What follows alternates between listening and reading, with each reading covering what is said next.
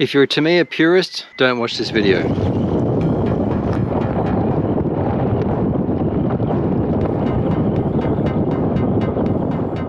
Tell me this isn't one of the best looking models of all time from Tamiya. I mean, it's a subjective thing, right? But how good does this thing look? Seriously. These wheels aren't going to stay like this if I drive it too much. It really rips like you wouldn't believe. This is the culmination of all the good bits from the Hotshot and the Hotshot 2 and the upgrade parts you could get.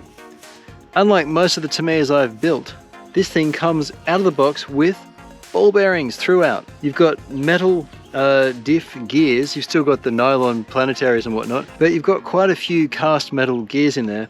And for a 6 to 8.5 volt power system with their tuned Tamiya motor, it's about right, you know? The color of these shocks, I've always thought, has made the thing look a bit like a toy. But once you get the thing together, the Super Hotshot is actually more than the sum of its parts, somehow. When I got this in the box to build it, it came with a bunch of the extra parts trees, the plastics that you would have had for building a lot that's common to the Hotshot and the Hotshot 2.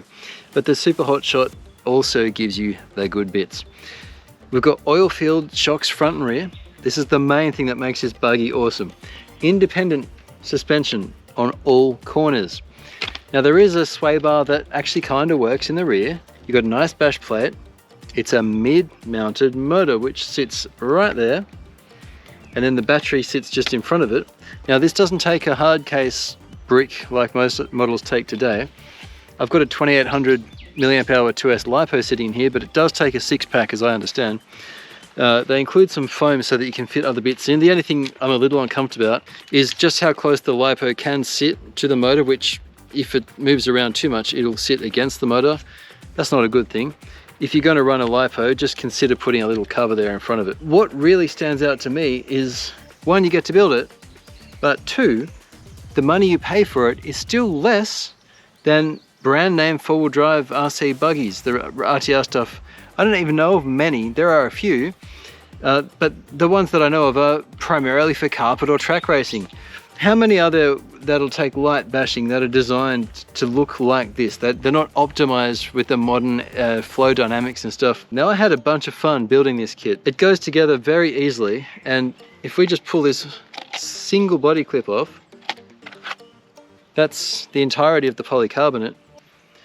You've got an access plate underneath, which I'll also pull off, that gets to your electronics, and it's metal. You don't need to pull this stuff apart very often. Now inside I'm running completely overkill, a 9 kilogram waterproof servo, because it's what I had. And I've got a Hobbywing WP1060 inside, and just a cheap FS-A3 receiver to go with my GT5. So your electronics, you can absolutely do this thing on the cheap. And then the motor comes with the kit. Really all you need is just a splash of paint from a polycarbonate friendly paint. So I just used a single color from Tamiya. The stickers actually make up for a lot of it. I've also reinforced the front of the nose because that seems to be a bend point.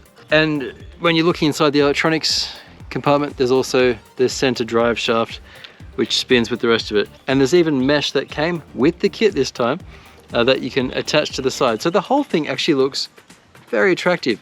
These are just for show, or so you might think, but you'll notice when I rolled it before, they're easily stiff enough to hold the buggy up. So we have a shaft-driven four-wheel drive vehicle. We've got the pins front and rear, which will wear out.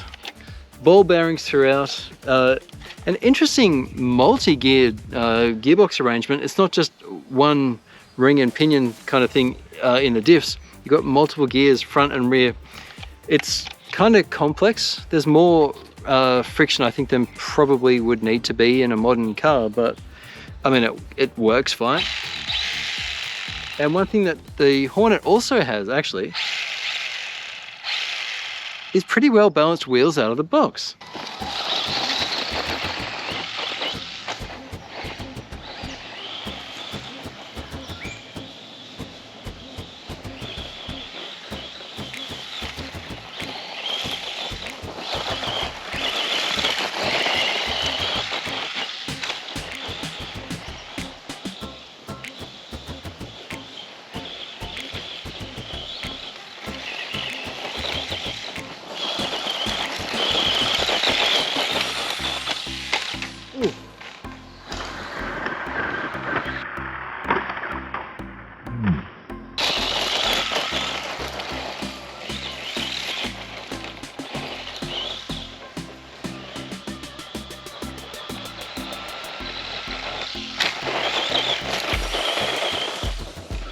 Well, I've driven on the little course here for 7 laps.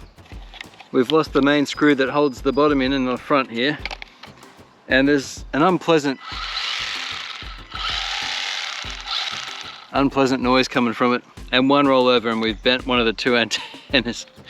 If you've had one of these before, this is part of the fun of owning a buggy like this. What it drives home for me is just how durable modern stuff is, even the modern cheap stuff. Wow. I'll bring that thing back to its former glory, and I might run it without any little jumps. Jump's only about that high. It's only been about that far off the ground, but it was enough, wasn't it? That was fun though, it really hooked up. I like the buggy. I just, I'm not gonna be able to run it too much because it'll shake itself apart, so I'm very happy with this. If you are too, throw me a like. Thanks for watching, and I'll catch you again on RC-TNT. Cheers.